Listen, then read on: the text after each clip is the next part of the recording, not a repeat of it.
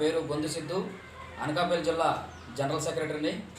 మన వైఎస్ఆర్ కాంగ్రెస్ పార్టీ అధ్యక్షులు జగన్మోహన్ రెడ్డి గారికి, అలాగే ఆంధ్రప్రదేశ్ యువజన విభాగ అధ్యక్షులు జక్కంపూడి రాజా గారికి, అలాగే అనకాపల్లి జిల్లా మరి వైఎస్ఆర్ కాంగ్రెస్ పార్టీ అధ్యక్షులు బొడ్డేటి ప్రసాద్ గారికి, అలాగే మన చోడవరం నియోజకవర్గం సమన్వయకర్త, అలాగే మాజీ మంత్రివర్యులు, అలాగే వెస్ట్ గోదావరి జిల్లాల రీజనల్ కోఆర్డినేటర్ మన గుడివాడ అమర్నాథ్ గారికి నా యొక్క నమస్కారం తెలియజేసుకున్నాను. అలాగే మన అనకాపల్లి జిల్లా యువజన విభాగ అధ్యక్షులు పుల్లేటి వెంకటేష్ గారికి కూడా నా యొక్క నమస్కారం తెలియజేసుకున్నాం. ప్రభుత్వం అధికారంలోకి వచ్చి 2 ఏళ్ళు పూర్తయినా కానీ పరిస్థితి ప్రభావాలు మాత్రం ఎటువంటి మార్పు కూడా జరగలేదు. మరి ఈ కూటమి ప్రభుత్వం ఎంతసేపు కూడా కక్షపూర్తి రాజకీయాలు చేయడానికి, అలాగే ఏ రకమైనటువంటి సోషల్ మీడియా వాళ్ళ మీద వారు చేయడానికి తప్ప ప్రజల పట్ల కానీ లేకపోతే ప్రజలకు ఇచ్చిన హామీలు నెరవేర్చే యొక్క పనితీరుపై ఏ రకమైన దృష్టి కూడా పెట్టడం జరగట్లేదు. దయచేసి కూటమి ప్రభుత్వం అధికారంలోకి వచ్చి 2 సంవత్సరాలు అయినా సరే మనకి కూటమి ప్రభుత్వం అధికారం రాకముందు ఎన్నికల ముందు ఇచ్చిన హామీలు ఏదైతే చెప్పారో ఆ హామీల మీద దృష్టి పెడతారని అయితే తెలియజేసుకున్నాం.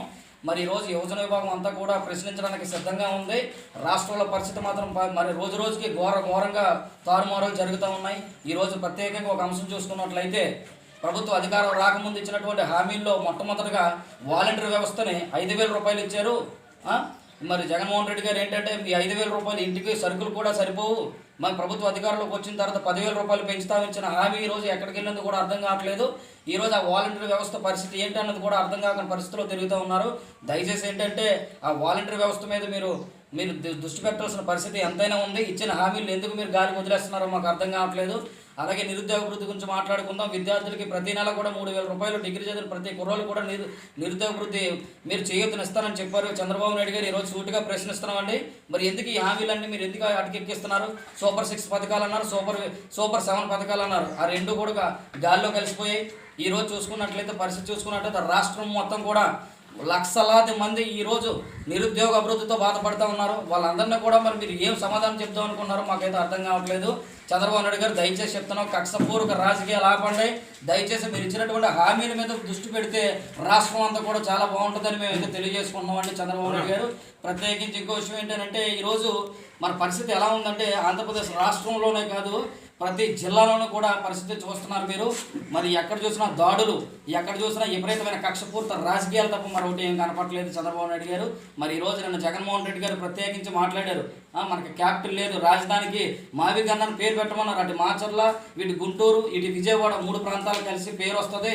ఒక ప్రాంతాన్ని అభివృద్ధి చెందితే ఏముంది, 200 కిలోమీటర్లు సుమారుగా 200 కిలోమీటర్ల కారిడార్ డెవలప్ అయితే రేపు పొద్దున్న రాష్ట్రం బాగుంటుందని ఒక విధానం మీద ఆలోచించి ఆ రోజు మన జగన్మోహన్ రెడ్డి గారు చెప్తే దాన్ని కూడా ఈ రోజు ఏం చేస్తున్నారంటే రాష్ట్ర ప్రభుత్వంలో ప్రతి నాయకులు కూడా దాన్ని హేళన చేస్తున్నారు. దయచేసి మీరు ఎంత మాత్రం కూడా ఒకసారి ఆలోచించవలసిందిగా కోరుకుంటున్నాం. మా వైఎస్ఆర్ కాంగ్రెస్ పార్టీ అధికారులు ఉన్నప్పుడు లక్షలాది మందికి ఉపయోగం జరిగింది. దరిదాపులు 4 లక్షలు దాటి వాలంటీర్ వ్యవస్థను నియమించారు. అలాగే సచివాలయ వ్యవస్థను నియమించి నూతన రాజకీయ వ్యవస్థకు నాంది పలికిన భారతదేశంలో మొట్టమొదటి ముఖ్యమంత్రి మన జగన్మోహన్ రెడ్డి గారిగా పేరు పొందిన ఘనత ఇంకా అక్కడ అలానే ఉంది. చరిత్ర సృష్టించిన ఘనత ఇంకా అలాగే ఉంది. దయచేసి మీరు ఇచ్చినటువంటి హామీల కోసం మీరు కృషి చేస్తే బాగుంటుందని ఈరోజు యోజన విభాగం తరపున నేను మాట్లాడడం జరుగుతుంది. దయచేసి ఇంకో విషయం ఏంటంటే ఇచ్చిన ప్రతి పథకం కూడా వైఎస్ఆర్ కాంగ్రెస్ పార్టీ ఇచ్చిన ప్రతి పథకాన్ని మేము ఆపుపోమన్నారు, ప్రతి పథకాన్ని మేము ముందుకు నడిపిస్తామన్నారు. దాని మీద మీరు మాట్లాడట్లేదు, ఉద్యోగాల గురించి మాట్లాడట్లేదు. ప్రతి ఏడాదికి ఒకసారి జాబ్ క్యాలెండర్ రిలీజ్ చేస్తారని మాట ఇచ్చారు చంద్రబాబు నాయుడు గారు. దయచేసి ఆ జాబ్ క్యాలెండర్లు ఇచ్చిన వెంటనే ఏదో మన అపాయింట్మెంట్ లెటర్ ఇచ్చేసి వెంటనే పోస్టింగ్కి వెళ్ళిపోయినంతగా పబ్లిసిటీ మాత్రం చాలా పీక్స్లో ఉంది. మరి దయచేసి ఏంటంటే పర్ఫార్మెన్స్ చాలా వీక్, పబ్లిసిటీ మాత్రం చాలా పీక్స్లో ఉంది. దాని మీద దృష్టి పెట్టుకోండి. దయచేసి ఇక్కడ జరుగుతున్న ఘోరమైనటువంటి సంఘటనలు ఎదిరించడానికి మాత్రం వైఎస్ఆర్ కాంగ్రెస్ పార్టీ యువజన విభాగం రాష్ట్రం మొత్తం ప్రశ్నిస్తూనే ఉంటుంది. ఎక్కడ ఏ అన్యాయం జరిగినా, ఏ కార్యకర్తగా అన్యాయం జరిగినా వైఎస్ఆర్ కాంగ్రెస్ పార్టీ జెండా మీద పడినట్టు అని చెప్పి మేమందరం కూడా ఈరోజు మిమ్మల్ని హెచ్చరిస్తున్నాం.